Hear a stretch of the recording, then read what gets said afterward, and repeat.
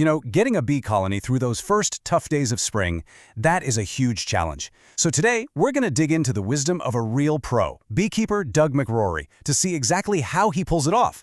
And it's a really fascinating puzzle when you think about it. The bees made it through the cold, right? But now the queen is ready to get to work, laying eggs and growing the family. The population's about to explode, but there's literally no food out there yet. So what do? How do you feed them? Well, let's get into it. Okay, so to solve this, you first got to understand the exact problem the bees are facing. It's something beekeepers call the hungry gap. So, what is the hungry gap? Well, it's this super dangerous window of time where the colony's need for food just skyrockets because of all the new baby bees, but the food supply from nature, it's still at zero. And to make matters worse, it's often way too cold for the bees to even fly out and grab a drink of water, let alone look for nectar. It is a really, really precarious time. A colony can absolutely starve if you just leave them to it. So the answer?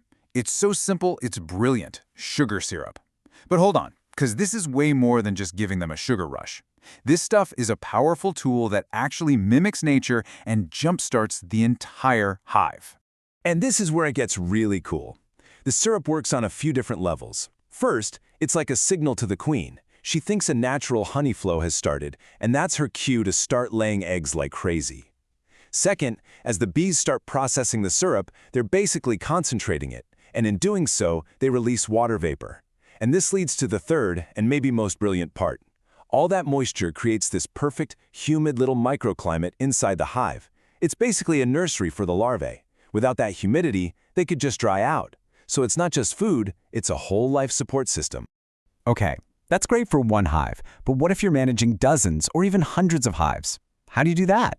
Let's take a look at how the big commercial operations handle this.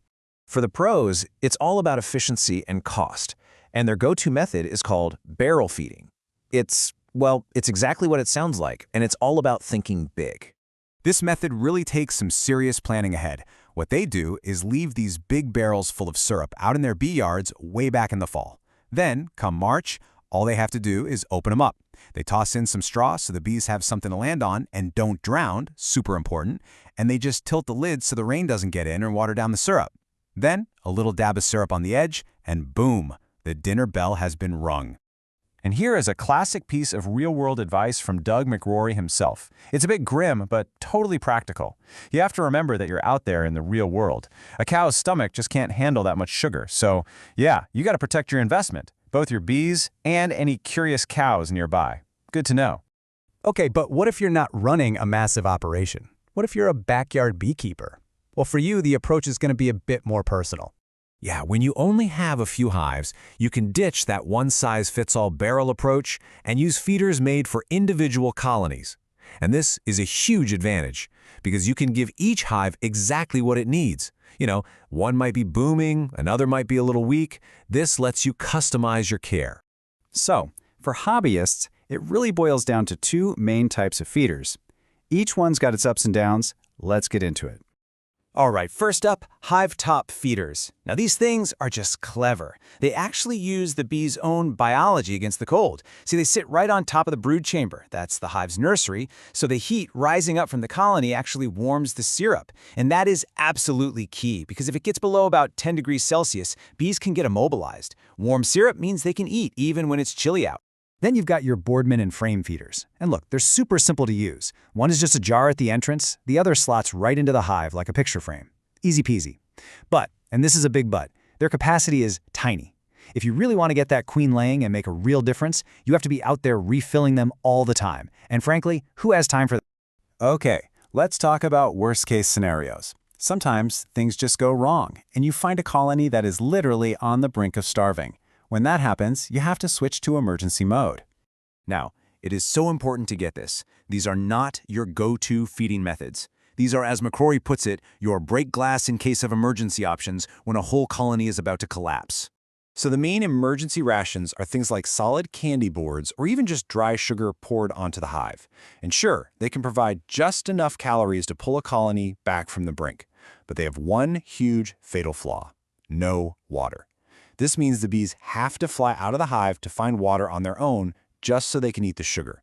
And in the cold, wet mess of early spring, that's an incredibly dangerous, if not impossible, trip.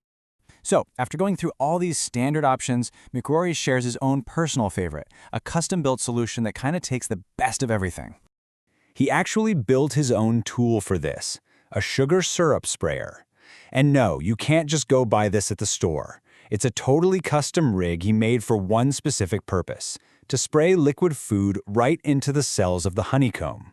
And the way it works is just genius. You just pull an empty comb out of the hive, use the sprayer to fill it up with syrup, and then you slide that fully stocked frame right back in, right next to the cluster of bees. So why is this so much better? Because the food is right there, literally inches away. They can get to it even if it's too cold to move more than a little bit. It's super direct, totally efficient, and perfectly targeted. No wasted bee energy and no dangerous flights for water. It's brilliant. And I love this quote because it really sums up his whole philosophy. At the end of the day, the bees haven't read the beekeeping books, right? They don't care if you're using the best method. What matters is finding what works for you, what works for your bees in your backyard. You just got to pick a method and go with it. And check out this pro tip. This is just one of those simple, brilliant things you learn from experience. McRory uses stones on his hive lids, not just to hold them down, but as a secret code. A stone at the back of the lid, that's a strong, healthy colony. A stone at the front, that one's a bit weak and needs some attention. So when he rolls up to his bee yard, he can tell at a glance which hives need him first, all without cracking open a single notebook. How smart is that? So, we've looked at everything from huge barrels to custom sprayers. After all that, what's the big takeaway here? What should you remember? I think the takeaway is that beekeeping is so much more than just a science. It's really an art, and it's full of surprises. I mean, as McRory says, opening up a hive in the spring, you never know what you're going to get.